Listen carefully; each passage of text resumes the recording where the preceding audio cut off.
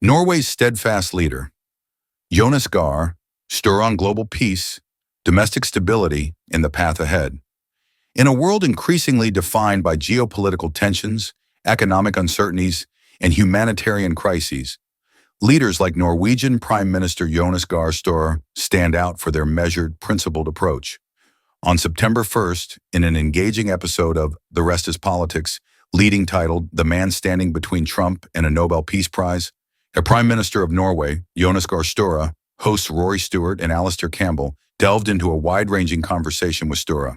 As Norway's leader since 2021, Støre shared his perspectives on everything from the Gaza conflict to relations with the United States, Europe's evolving landscape, and Norway's unique position as a small but influential nation. Drawing from the transcription of this interview, this article offers a humanized, exclusive take on Støre's insights, grounded in facts, infused with nuance, and aimed at unpacking how one Nordic leader navigates the complexities of our time. Støre's background paints a picture of a thoughtful politician who arrived at his role through a deliberate path, not a rushed ascent. Born in 1960, he didn't join the Labour Party until he was 35. After years of studying at Sciences Po in Paris and serving in various advisory roles, he reflected on his time abroad, noting how it sharpened his appreciation for Norway's social democratic model, emphasizing equality, trust, and opportunity.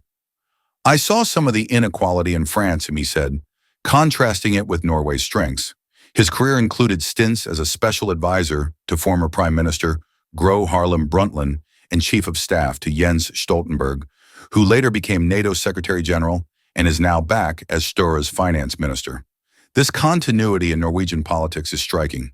Unlike the UK's recent carousel of leaders, Norway benefits from fixed parliamentary terms and a culture of stability. Støre himself served as foreign minister for 7 years under Stoltenberg, honing his expertise in international affairs.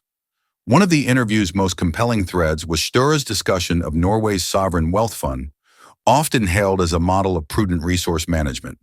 With a population similar to Scotland's, around 5.5 million, Norway has transformed its North Sea oil revenues into the world's largest sovereign wealth fund, valued at over $1.7 trillion as of recent estimates. Støre explained its philosophy. "We are transferring values from under the seabed into a financial mechanism which is basically there for future generations. The fund invests in thousands of companies globally, owning about 1 to 2% of world equity, but avoids political interference. Norway draws only up to 3% of returns annually for its budget, currently at 2.6% for 2025, ensuring sustainability. This contrasts sharply with how other oil-rich nations have squandered resources. Yet Støre acknowledged that wealth alone doesn't equate to happiness.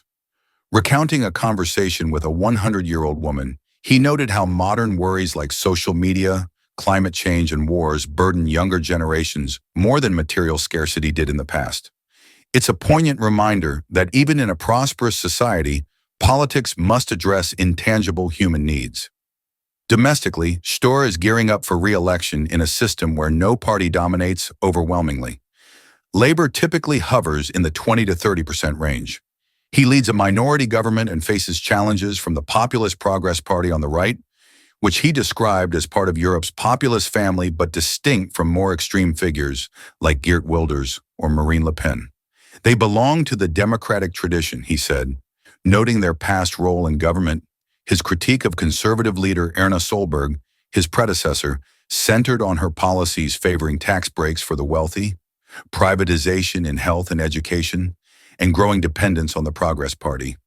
Støre emphasized Labour's close ties to unions, a key difference from models like New Labour under Tony Blair, whom he admires but diverges from on this point. The link to organized labor is important for the reform efforts of this society, he argued. On the left, smaller parties pose less of a threat, and Støre is clear on non-negotiables: NATO membership, the European Economic Area, EEA agreement, and responsible fiscal policy. Turning to foreign policy, Støre's voice carried the weight of Norway's historical role as a mediator.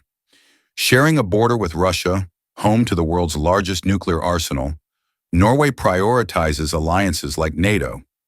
Støre recounted telling President Trump directly, 100 kilometers from my border is the world's largest nuclear arsenal, and it's not directed against me, but against you. This mutual interest underscores Norway's strategic value. On Ukraine, Norway has provided substantial aid, achieving parliamentary unanimity on defense plans and support packages. Sture's optimism about transatlantic ties persists, even amid U.S. policy swings. But he warned of the risks. Cuts to USAID and global health initiatives create vacuums that China fills, eroding American soft power. The Gaza discussion revealed Sture's principled stance, setting Norway apart from many European nations. He condemned Hamas's October 7th attacks as terrorism and affirmed Israel's right to self-defense, but criticized the response as disproportionate and potentially constituting war crimes. What we are witnessing is probably the biggest humanitarian disaster in our lifetime close to us, he said, highlighting the destruction in Gaza. 80% of buildings razed, starvation rampant.